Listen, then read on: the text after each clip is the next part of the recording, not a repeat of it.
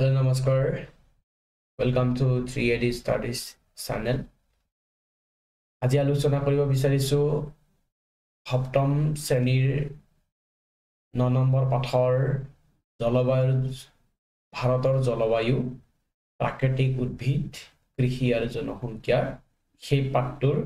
কেইটামান বহু বিকল্পধৰ্মী প্ৰশ্ন আৰু উত্তৰ গতিকে ভিডিঅটো স্কিপ নকৰাকৈ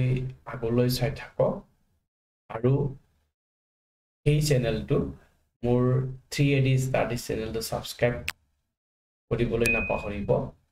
মই এনেকুৱা এডুকেশ্যনেল ভিডিঅ'সমূহ আপলোড দি থাকিম ঠিক নেক্সট ভিডিঅ'টো পাবলৈ কাৰণে সাবস্ক্ৰাইব কৰি থৈ দিব আৰু লগতে বেল আইকনটো দবাই থৈ দিব আৰু ভিডিঅ'টো এখলৈ চাই থাকক ওকে আৰম্ভ কৰো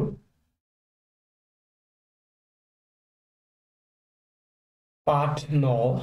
ভাৰতৰ জলবায়ু প্ৰাকৃতিক উদ্ভিদ কৃষি আৰু জনসংখ্যা বহু বিকল্প প্ৰশ্নসমূহৰ পৰা শুদ্ধ উত্তৰটো লিখা প্ৰশ্ন 1 তলৰ কোনটোৰ কাৰকৰ প্ৰভাৱত ভাৰতৰ জলবায়ু নিৰ্ধাৰণ কৰা নহয় ক বিষুৱৰ পৰা দূৰত্ব খ মৌচুমী বতাহ গ বৰষুণ ঘ বিশালতা শুদ্ধ উত্তৰ বৰষুণ প্ৰশ্ন 2 দক্ষিণ পশ্চিম মৌচুমী বতাহ কোনটো সাগৰৰ ওপৰেদি প্ৰবাহিত হয় ক প্ৰশান্ত মহাসাগৰ খ আৰৱ সাগৰ গ লোহিত সাগৰ ঘ কাস্পিয়ান সাগৰ শুদ্ধ উত্তৰ আৰৱ সাগৰ প্ৰশ্ন 3 উত্তৰ পূব মৌচুমী বতাহ কোনটো দিশৰ পৰা প্ৰবাহিত হয় ক উত্তৰ দিশ খ দক্ষিণ দিশ গ পূব দিশ ঘ উত্তৰ পূব দিশৰ পৰা শুদ্ধ উত্তৰ উত্তৰ পূব দিশৰ পৰা প্ৰবাহিত হয় প্ৰশ্ন 4 মেঘালয়ৰ মৌচিনৰামত বাৰ্ষিক কিমান পৰিমাণ বৰষুণ হয় ক 1150 সেন্টিমিটাৰ খ 1200 সেন্টিমিটাৰ গ 1250 সেন্টিমিটাৰ ঘ 1230 সেন্টিমিটাৰ শুদ্ধ উত্তৰ 1250 সেন্টিমিটাৰ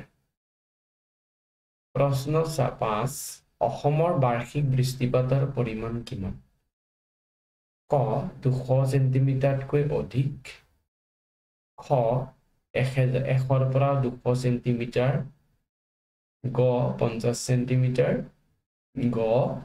200 সেন্টিমিটাৰ শুদ্ধ উত্তৰ 200 সেন্টিমিটাৰতকৈ অধিক প্ৰশ্ন 6 ভাৰতৰ ক'ত দেশৰ ভিতৰতে সৰ্বাধিক তাপমাত্ৰা হয় ক মেঘালয়ৰ মৌচিনৰাম খ দক্ষিণ ভাৰত গ ৰাজস্থানৰ পশ্চিম অঞ্চল ঘ অসমৰ গুৱাহাটী শুদ্ধ উত্তৰ ৰাজস্থানৰ পশ্চিম অংশত প্ৰশ্ন 7 ভাৰতক তাপমাত্ৰাৰ ভিত্তিত কেইটা ঋতুত ভাগ কৰিব পাৰি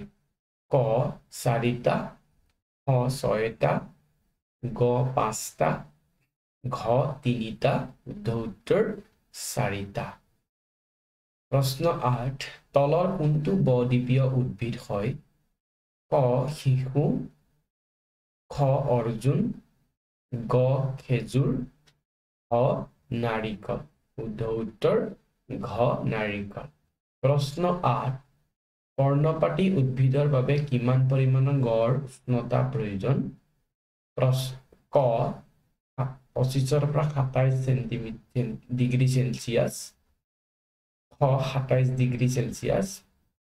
গ 27 ডিগ্ৰী সেলসিয়াছতকৈ কম ঘ 17 ডিগ্ৰী সেলসিয়াছ শুদ্ধ উত্তৰ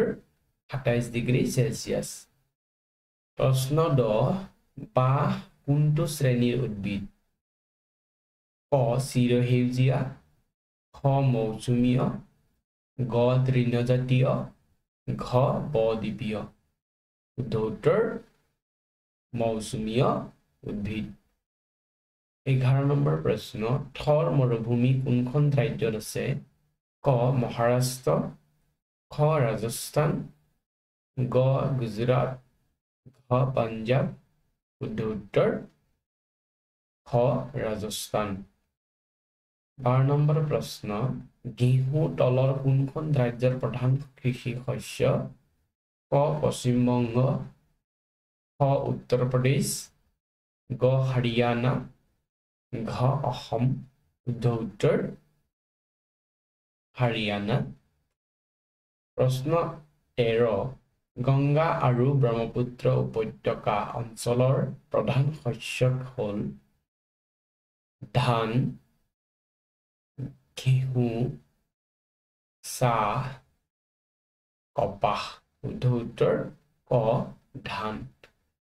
প্ৰশ্ন 14 কপাহ খেতি কেনেকুৱা মাটিত প্ৰচুৰ পৰিমাণে হয় ক ৰঙা মাটিত খ কলা মাটিত গ পলসুৱা মাটিত ঘ বালি মাটিত শুদ্ধ উত্তৰ খ কলা মাটিত প্ৰচুৰ পৰিমাণে হয় প্ৰশ্ন 15 কমলা প্ৰচুৰ পৰিমাণে উৎপাদন হয় ক অৰুণাচলত খ জম্মু কাশ্মীৰত গ দাৰ্জিলিঙত ঘ শ্বিলঙত শুদ্ধ উত্তৰ খ জম্মু কাশ্মীৰত প্ৰশ্ন 16 জনসংখ্যাৰ ফালৰ পৰা পৃথিৱীৰ ভিতৰত ভাৰতৰ স্থান কিমান ক প্ৰথম খ দ্বিতীয় গ তৃতীয় ঘ চতুৰ্থ শুদ্ধ উত্তৰ দ্বিতীয় স্থান 17 নম্বৰ প্ৰশ্ন কোনটো বৰ্ষত ভাৰতৰ জনসংখ্যা বৃদ্ধিৰ হাৰ আটাইতকৈ বেছি ক 1991 খ 2011 গ 2001 ঘ 1971 শুদ্ধ উত্তৰ 1971 আটাইতকৈ বেছি 18 নম্বৰ প্ৰশ্ন ঠাইখনৰ মুঠ জনসংখ্যা ঠাইখনৰ মুঠ মাটিকালিৰে হৰণ কৰিলে পোৱা যায় ক জনসংখ্যাৰ বৃদ্ধিৰ হাৰ খ জনসংখ্যাৰ ঘনত্ব গ জন্মৰ হাৰ ঘ মৃত্যুৰ হাৰ শুদ্ধ উত্তৰ খ জনসংখ্যাৰ ঘনত্ব 19 নম্বৰ প্ৰশ্ন 2011 চনৰ লোকপিয়ল অনুসৰি ভাৰতৰ জনসংখ্যাৰ ঘনত্ব কিমান ক 382 খ 397 গ 859 ঘ 1129 শুদ্ধ উত্তৰ ক 382 প্ৰশ্ন নম্বৰ 20 ভাৰতৰ আটাইতকৈ বেছি জনসংখ্যা ঘনত্ব থকা ৰাজ্যখন হ'ল ক পশ্চিম বংগ খ বিহাৰ গ অসম ঘ কেৰেলা শুদ্ধ উত্তৰ খ বিহাৰ এইখিনি আছিলে আজিৰ ভিডিঅ'টোৰ আলোচ্য বিষয় গতিকে ভিডিঅ'টো যদি ভাল লাগিল বেয়াও লাগিল বেয়া কমেন্ট কৰি জনাব প্লিজ লাইক কৰিবলৈ নাপাহৰিব শ্বেয়াৰ কৰিবলৈ নাপাহৰিব আৰু এতিয়াও যদি সাবস্ক্ৰাইব কৰা নাই প্লিজ নেক্সট ভিডিঅ' পাবৰ কাৰণে নেক্সট আপডেট পাবৰ কাৰণে এতিয়া সাবস্ক্ৰাইব কৰি থৈ দিয়ক আৰু লগতে বেল আইকনটো দবাওক থ্যাংক ইউ বাই বাই